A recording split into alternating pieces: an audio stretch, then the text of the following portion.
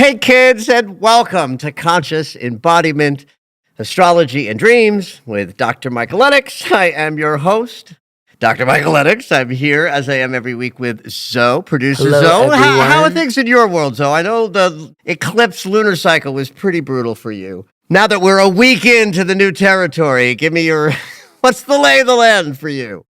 I'd say that I feel less totally consumed. I'm not quite there yet, to be honest. Yeah. And I'm still feeling the heaviness, but what's great is that I feel not all consumed and like ready to maybe interact a little more rather than curl up in a ball.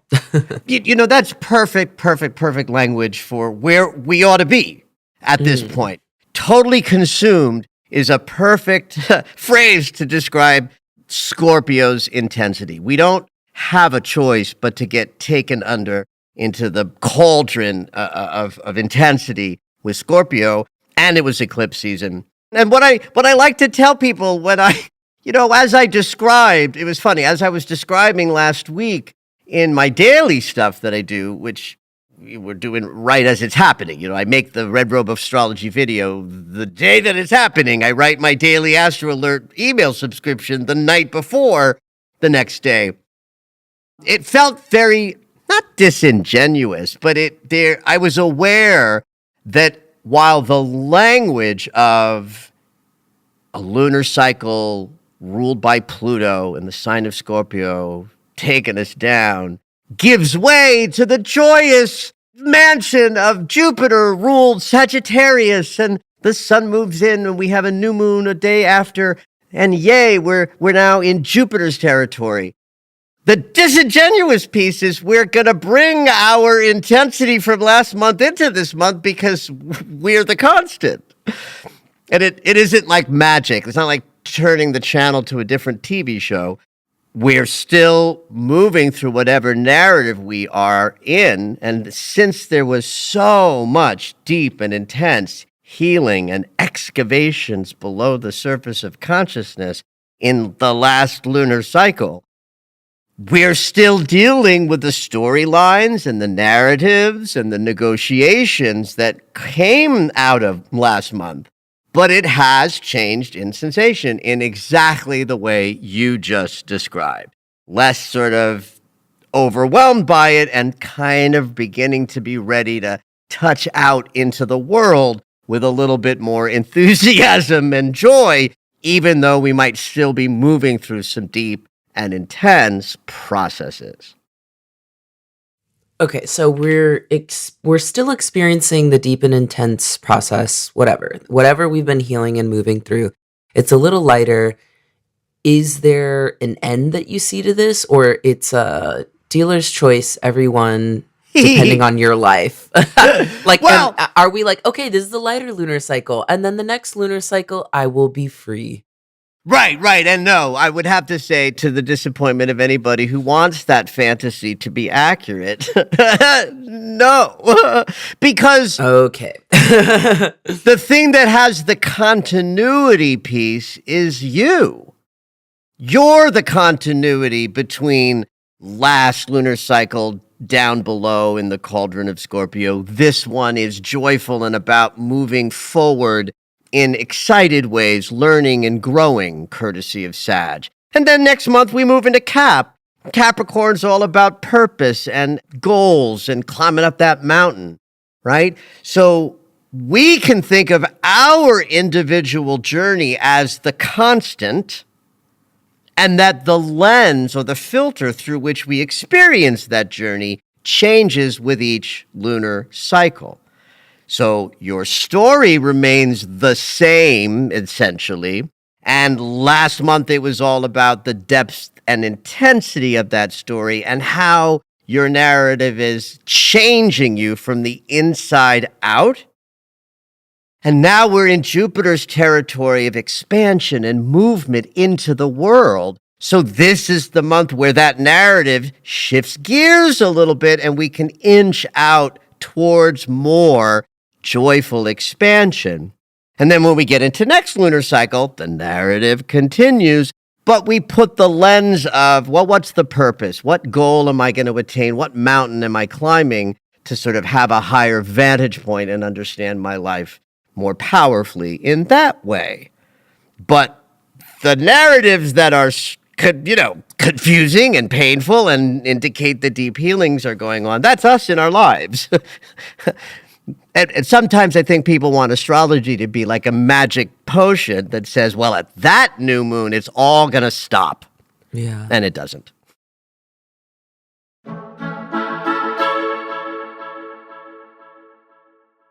So back to the lay of the land a little bit. Jupiter has gone direct. So our connection to manifestation and creating joyful experiences is forward moving. And that happened right at the moment of last week's new moon. And so we get to carry through this whole lunar cycle this beautiful passage from late in Pisces to early Aries that we call the birth canal of the zodiac. Why we call it the birth canal is because Pisces is where everything is in formless possibility, where anything and everything is possible from our imagination and from the power of spirit to create and co-create our realities. And that 0 degree of Aries energy is the big fiery startup consciousness of the I am, here I am, right? So to create anything, we have to marinate in our imagination, and that is beautifully described by Jupiter in Pisces. And before this lunar cycle is over, 2 or 3 days before that Capricorn new moon that I just referenced, where we start a lunar cycle that's about goals and purpose and movement in grounded form into the world, 3 days before that new moon, the planet that carries our manifestation, Jupiter, that's in the place of all possibility right now, Pisces, will move into Aries, sort of lighting us on fire with what's possible as we finish this particular lunar cycle out.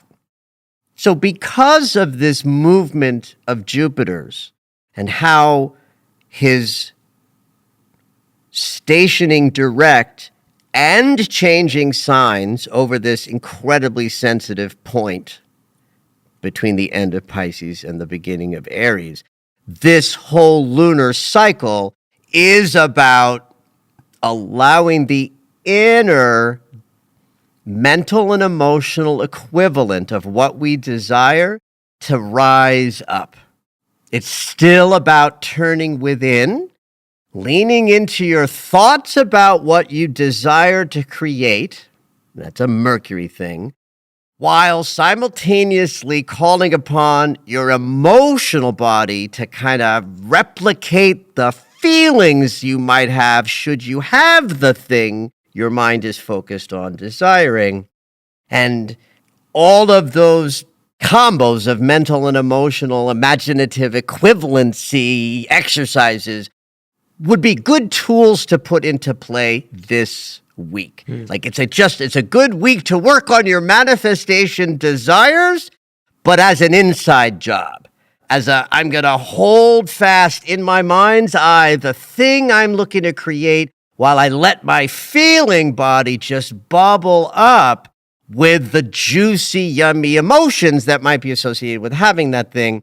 That's your assignment, kids, this week when you're thinking about the goals you want to put into place for next year. This is a week to be in the inward consideration of what might that look like and what might that feel like once you have it in the world of form. But this week, it's a function of your imagination.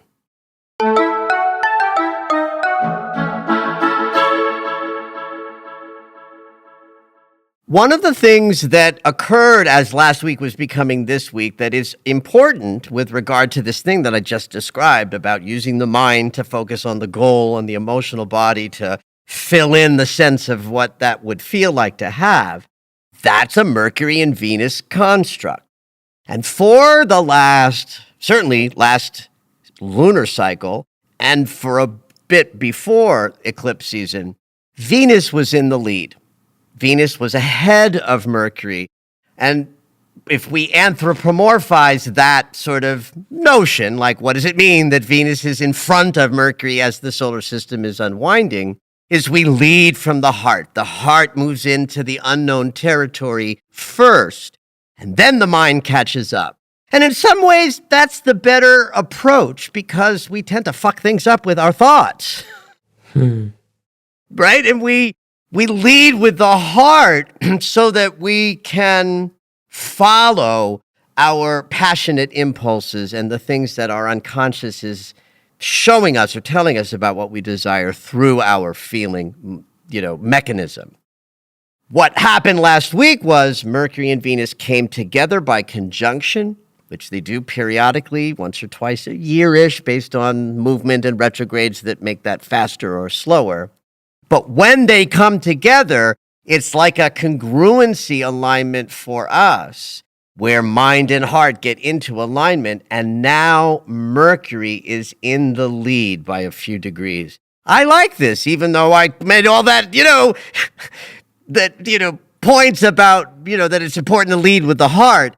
We still function as mind and thought first. Oh, yeah. And that often takes over, at least for me.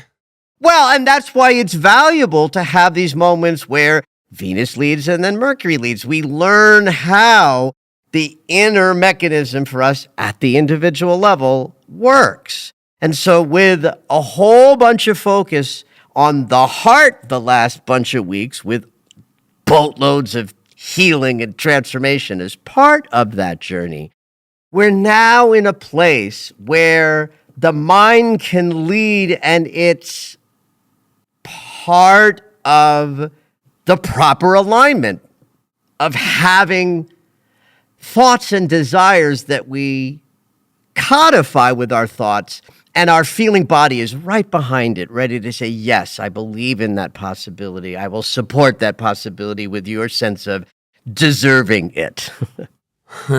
Then there's a whole bunch of traffic with Venus and Mercury this week with regard to Mars's retrograde. So this is why it's such an important week to be focusing on your inner manifestation tools so that we can take advantage of shifting the direction you might want to go in behavior-wise vis-a-vis Mars, the planet of actions, choices, and behaviors in this backwards process for a couple of months, which is helping us add our choice mechanism to the healed heart that we're now living in from a deep eclipse cycle, helping us heal, and a clearer mind that also went through that eclipse season.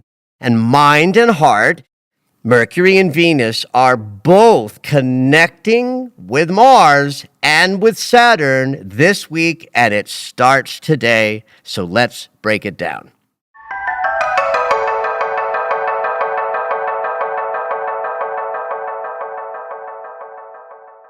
So at the heart of this week's astrological setup is that both Mercury and Venus are opposing Mars today through Wednesday. The first half of the week has this sort of play out.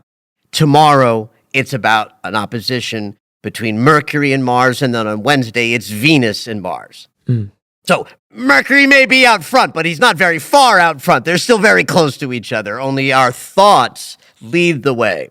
So tomorrow features energy where our communication, our conversations, and our perceptions might bump into a need to change directions or consider your choices because an opposition must be recognized. You cannot escape that when two energies oppose each other, they got to react.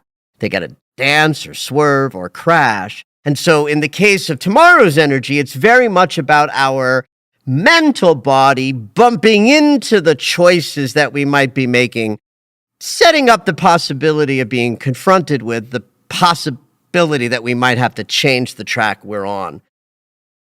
And then Venus follows suit on Wednesday. So if you take the 2 days together, Tuesday and Wednesday, our perceptions and feelings about what we want to create might go through some crisis that comes up with regard to whether our behaviors will support such desires through the opposition to Mars, who's backwards in his retrograde, taking any of the energetic, mental, and emotional conflicts that rise up in the first half of this week and downloading them into, unconscious processes where we're learning how to take the healings of last lunar cycle, turn them into owned awareness in this lunar cycle so that we might turn that into new behaviors when we get into the Capricorn lunar cycle and then Mars's direct motion that starts in January. So these few days are key for bumping into things that signal to us something's got to change. What's helpful in all of this is Saturn is taking this opposition between mind and heart on the one hand and behaviors and choices on the other, and making it an easier process to be aware of what changes we might have to make in our behaviors by dividing the opposition that exists this week into two easier portions. In other words, both mind and heart are working really well with the teacher because Venus and Mercury are sextiling Saturn on Tuesday and Wednesday. So that means that as our mind and our conversations with others sort of bump into possible problematic conversations and perceptions, Saturn is leading the way, keeping the pace a little slower so we don't miss something, making sure that we understand that what's happening in these couple of days has importance. And then Venus in the sextile with Saturn is allowing us to have the feelings that need to come up to guide us without being overwhelmed by them. So because Saturn is holding this trine with Mars, that's the other side of the easy opposition. So the teacher is working well with our thoughts and our feelings, and then the teacher is working beautifully, easily with Mars in his retrograde, helping us to take what we learn as we go and download it into changing choices, changing behaviors, changing ways we approach the goals and ambitions we have, but in ways that we might not be aware of until like January, February, and March of next year. If I can wrap it up in greater layman's terms. In vibes. Give us the vibes. The vibes is we are in profound manifestation possibility as we finish 2022. We went through hell in the below in the last lunar cycle so that we could clear out wounds of undeserving in our hearts so that we might now be in a position of hopefulness and possibility that the Sagittarius mansion affords us. And it becomes very important in the first half of this week is to not pay attention so much to the outside world and the things you want to create, but to take a few days to really deepen your inner mental and emotional equivalent of what you want next year to bring you and put lots of energetic currency into your bank account of manifestation mojo by periodically, today, tomorrow, and Wednesday, turning within, aligning your mind with the desires you have, letting your emotional body vibe you up with the excitement of having that, and trust that those meditative, intention-oriented moments fuel the possibilities you will be creating for yourself next year. I like this idea of setting goals and dreams and manifesting not just on the new year, because obviously that's really great. But I just feel like the way that that's been sold to us and the way that we do it is quite insincere. That's very generous language. It's a trap. Right. think of it just in terms of fitness. The fitness industry runs on this breakdown between motivation to create something new and the guarantee that if you just focus that on the turn of the year, you're going to fail. Right. And gyms want everybody setting intentions to exercise in January, and then they want all of those people to stop coming in February. Right. And you've already paid your year membership. That's right. You're like, this time I'm sticking to it all 12 months. Right. And so what you're pointing out is, and I think the astrology this year is mimicking this stunningly, with Jupiter being in the pre-form place of late Pisces for this whole kind of 6, 7, 8 weeks before the new year begins. So that, your desires for next year start now, but as an inner, mental, and emotional equivalent of what you desire for next year. And then we'll use this lunar cycle and the next one to propel us into 2023. But now's the chance to set that intention for next year in a manner that will take root much more powerfully than if you waited till like resolution time on January 1st. So let's check in about the Mars retrograde cycle. There's a triple transit as part of his cycle that hits this week. But there was one that hit last week that I did not mention on the podcast. At least I don't think I mentioned it on the podcast. It wasn't on my outline, and I lose my mind when it comes to, like, did I or didn't I cover this? And I'm not going to put you on the spot, and ask you, did I talk about Mars squaring Neptune? I don't think I did, but I'm going to... I don't think you did, but I think this is a perfect time to remind folks you do have a daily astro alert. So, let's go for it. If they want that nitty-gritty, they can get that nitty-gritty. Let's go for the shameless plug. Thank you. I did not plan that, nor did I ask so to do that. But yes, I do a daily email about the astrological transits. Very comprehensive. If you've ever gotten one of my new moon or full moon articles, or read one on Facebook or somewhere else on social media, I write one of those every day. Every single day, I write a comprehensive description of the day's transits, and it goes to all of my subscribers like the evening before.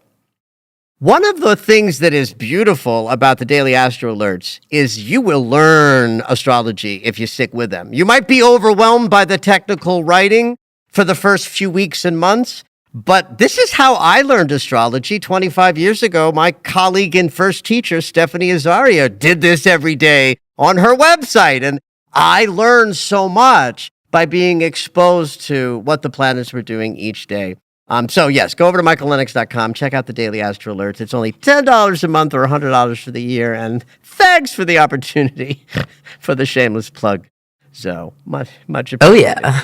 So let's talk about Mars. And so I am going to combine something that occurred last week with something that also is hitting this week, because they kind of work in tandem in a way. And what we're talking about is Mars squaring Neptune while also trining Saturn.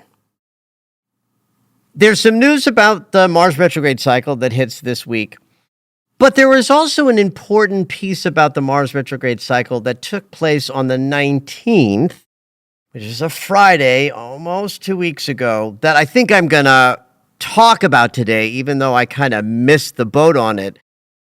It won't be a bad idea to mention it, because really every retrograde cycle with a personal planet has 3 acts, and there's the wrap-up act that comes next spring. So I'm going to take a few minutes to talk about both. But we're going to start with the one that's present for this week, and that is Mars trining Saturn.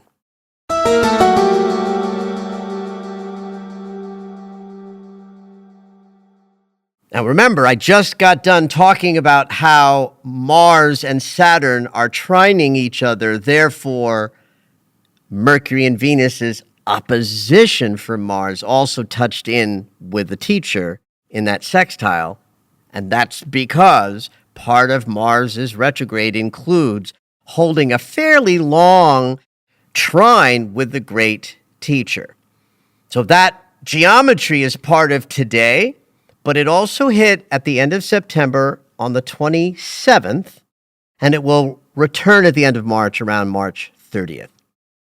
This part of Mars's cycle is such a blessing for us in terms of the value of the planet that rules our behavior going into the unconscious for some mysterious work, hopefully to have us come out the other end ready to engage in new behaviors that come from higher consciousness and healed spaces. Saturn, the teacher, wants us to grow above all else. So the fact that Mars turned around and slowed down in his station in this loose trine with Saturn meant that he was spending a great deal of time engaged with the teacher in this very positive geometry.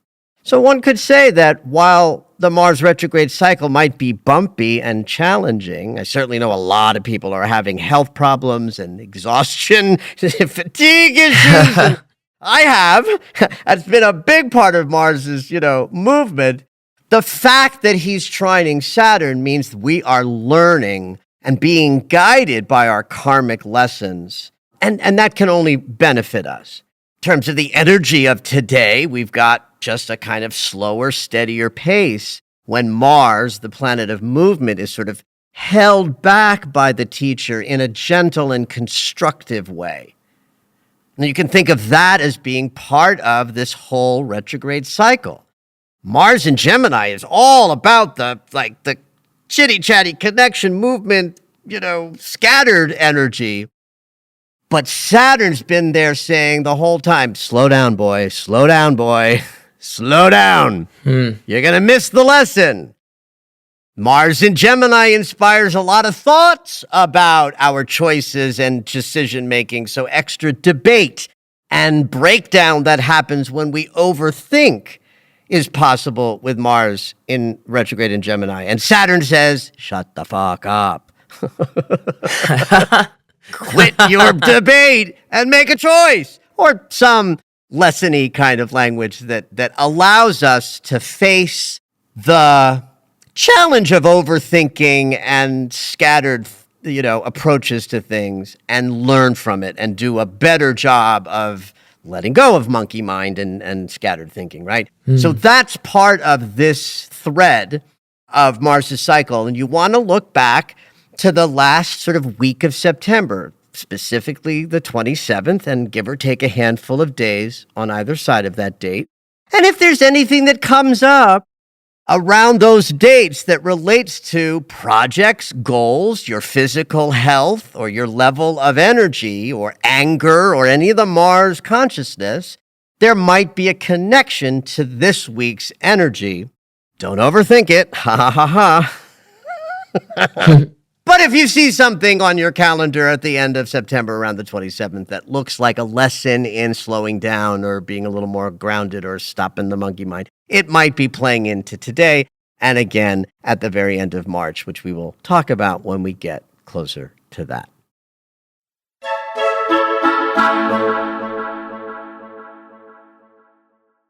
So forgive me that when I should have talked about Mars squaring Neptune that I didn't. And I think I just got so overwhelmed by all of the eclipsy things that we needed to talk about that particular week. But really and truly, Mars square Neptune is the big kahuna of difficulty that's associated with this Mars retrograde. Mars is about action, so there's I don't know if precision's the right word, but there's a definitiveness about a planet whose currency is taking action and moving through the world. Neptune is our spiritual connection, but the moment the geometry is difficult, like a 90-degree square, which is pure conflict and obstacle energy, the Neptune's negative artifact of cloudiness and confusion goes full tilt. So if Mars is going to go retrograde, and the value to us is to examine how we're choosing and approaching goals, and one of the big energies is like blind spots and inability to see clearly. So if there's going to be big challenges in this Mars retrograde cycle that go in the direction of not knowing where to turn next, feeling confused about your motivations, attempting to make powerful choices, but being confounded by things not lining up in a manner that would allow you to be clear about what to choose. All of that language is the artifact of Mars squaring Neptune. And November 19th, like last Friday, so a bit ago, almost 2 weeks ago, we moved through the retrograde square between Mars and Neptune. You want to look at that. This is why it's valuable to do this, guys, even though we're 2 weeks after it. And this isn't going to help you navigate that square because that square is behind us. This little segment of the podcast isn't designed to help you navigate the energy, but to use the retrograde to your best benefit. Take a look at October 11th and the handful of days that surround it. Then look at November 19th and the handful of days that surround that. You're looking for confusion, breakdown, uncertainty, anything where clarity left and fogginess rose up, because those themes will be reflecting stuff that your unconscious is trying to work out that it doesn't quite know how to contend with. And it's important to look back at those two previous dates because there's a third wrap-up in the middle of March, March 14th to be exact. I know that's a long ways out, but there would be information for you guys in that second week in October and that beginning of that third week of November that will inform you of places in your consciousness that might need some attention, where clarity doesn't seem available, but it's got to be in there below some of the confusion. If nothing else, kids, just look at the dates and see what comes up. If nothing comes up, let it go. But if some narrative or pattern or theme seems to connect those two dates, you may have some work to do over the next couple of weeks and months at finding the clarity where confusion might now reign.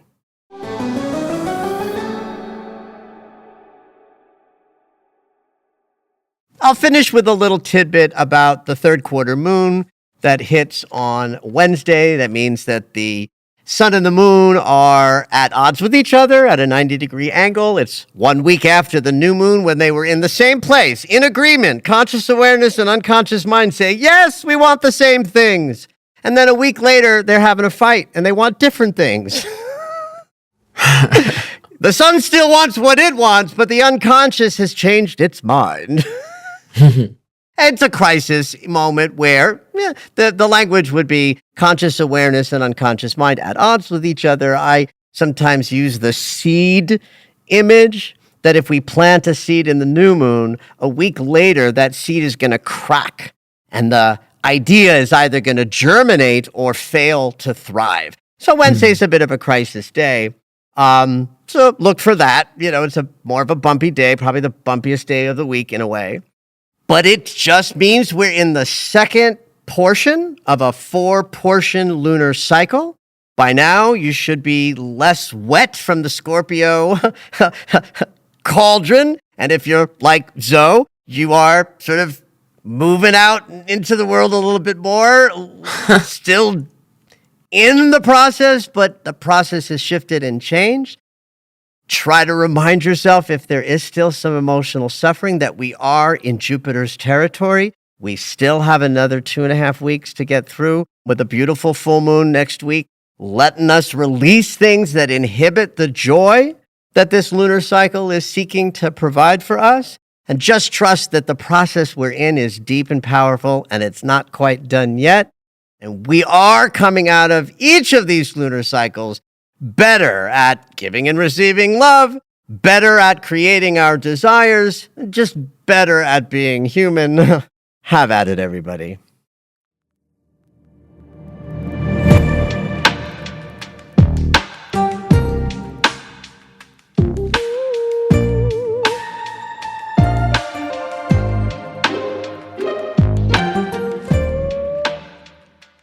All right, it's dream segment time. Every week, Dr. Michael will interpret dreams that are sent in via email or take a live caller. If you would like your dream interpreted on the podcast, you can go ahead and email us at dreams@michaellennox.com. Hopefully your dream will make it onto the show.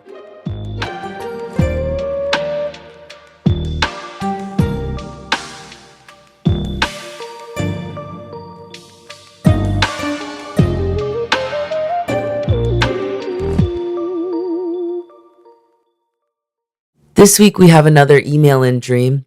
As the listeners know, it's been quite a month and a half or so for me, and so we've been having a lot of email-in dreams, but I look forward to having more callers next week and weeks to come and get back on our caller schedule. So I appreciate you all. This week Heather writes in, it's a very tiny one, and Heather says, I went inside a cave and there was a woman with red hair jumping off a cliff, feet first, into the blue water below. I remarked that that was risky, and she said she doesn't usually take risks like that, but she did it and she was fine. Is this dream telling me to take a leap of faith? Heather. Oh, wow. Short and sweet and simple. I love it. Super short, sweet, and simple. I also find this a complete opposite to last week's dream that felt like just a collage of things. And this one, Heather has an idea. It's short, no, sure, and also Heather already has. She does. She sort of figured it out on her own, beautifully. And I also like the way this dream is reminding me of this kind of theme a little bit today of we're out of the deep intensity, but we're also in new territory, getting ready to take new risks. Whereby I'm looking at I went inside a cave to be like, I survived the Scorpio lunar cycle eclipse. You following me there? Yeah. We're lined up. We're lined up here. Here's what I mean. So I went inside a cave is very much about returning to the womb, going back to the contained places. Caves. Caves were some of the first place where humans developed the idea of churches or gatherings. These caves where you find paintings and artwork from prehistoric human and humanoid communities tell us that when humans found caves, they recognized them as special and sacred places. And since we are all sort of emerged from a cave to come into life, where the womb is the cave and we come out of the womb, out through the mouth of the cave as we are born, the cave is a very vaginal image, and it implies that something's going to be contained and something's going to happen within that container. Now, I don't know what color hair Heather has. She does not say, but I'm going to guess that it's not red, that she's not a red-headed woman. So we get to vibe with that image. Red hair is rare. It's not a typical hair color. And there's all sorts of, tropes and myths about red hair being akin to either great passion or intuitive gifts or a kind of fire, depending on your, cultural and religious sort of moments of the day. You red-headed women were witches. It's a very powerful image to sort of set the feminine principle apart as extra strong, powerful. Because it's a rare hair color, it then becomes an amplified image. So that like this woman with the red hair is a powerful aspect of Heather, or a powerful guidance consciousness. She is part of Heather. Right. And she's part of Heather. That's the red-headed wild one. But even she says, I don't usually take risks. Yeah, even risky Heather. That's right. Even the riskiest part of Heather doesn't usually take risks. Now, Heather, if you're listening to this, I just want you to identify that to the extent that it's true and accurate for you, right? It's not a declaration that you're not a risk taker. Maybe you're very risky, but the dream is exhibiting your kind of rebellious aspect of self, the woman with the red hair, who usually doesn't take risks, but for some reason at this time, there's a willingness. Yeah. This is why I go back to the lunar cycle. This dream might have happened long ago, but we're processing it in this Sagittarius season lunar cycle after a deep, intense eclipse wormhole. Right? So now the message for the dream doesn't belong to Heather as much as it belongs to all of you listening, that we are in the consideration of going inside to a deep place within our psyche where change can happen, the cave, and we find the part of us that's willing to take a risk, even if we typically don't. We're still ready to now, for whatever reason. I love this image of jumping feet first. Yeah. Now, in real life, if you jumped feet first, you wouldn't necessarily be walking afterwards and you're jumping into water. I said, this is pure imagery. But we have to make something of the feet firstness, right? Because it's there. I feel like usually people say head first when we're talking about facing our fears and like leaving all of that to the wayside and like diving in. That is an accurate assessment. And so what happens if we're feet first? Forget about the actual physics of a fall or a dive into the water. But feet first implies I'm going to land in a grounded sort of way. Head first says, I don't know what's going to happen in this dive. I have to surrender to it. So I'm going to dive head first into this risky choice. But if I dive feet first, the implication is there will be steps for me to take when I land. There will be places for me to walk. I know she's driving into water. That's counterintuitive. But again, I'm just trying to vibe on why feet first is how this figure jumped. And the only association I can make with that is so that she'll be upright when she lands. So she's like trying something new, having faith, and also doing it in a smart way. Absolutely. And the blue water below, if we go with meaning that comes from the chakra system, blue is the color of the throat chakra. So this might have something to do with stepping up and being ready to declare her readiness or speak her power, speak the risk that she's looking to take. And what was that last thing she said in the email to you about, like, maybe this means something, something, something? She said, is this dream telling me to take a leap of faith? Yes, abso-freaking-lutely. Yeah. And the feet first thing says that if she takes the leap of faith, she's ready to take action right away. Yeah. I love how it was pretty straightforward. Well, and what a good sort of, capper after last week's sort of collage dream that, I'm not ashamed to admit was hard for even me to find some sort of through line, and I'm not sure that I was successful. And then we come to a dream that has a clear beginning, middle, and end. And it really, I think, is about taking the time to self-investigate, to birth the thing by going into the cave.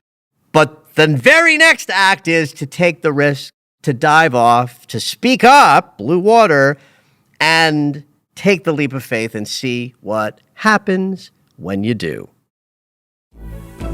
Thank you for listening to Conscious Embodiment, Astrology and Dreams with Dr. Michael Lennox. You can find us on Apple Music, the iHeartRadio app, and anywhere you find your favorite shows. Head on over to michaellennox.com for information on astrology readings, the Daily Astro Alert subscription, upcoming classes, and to join the mailing list.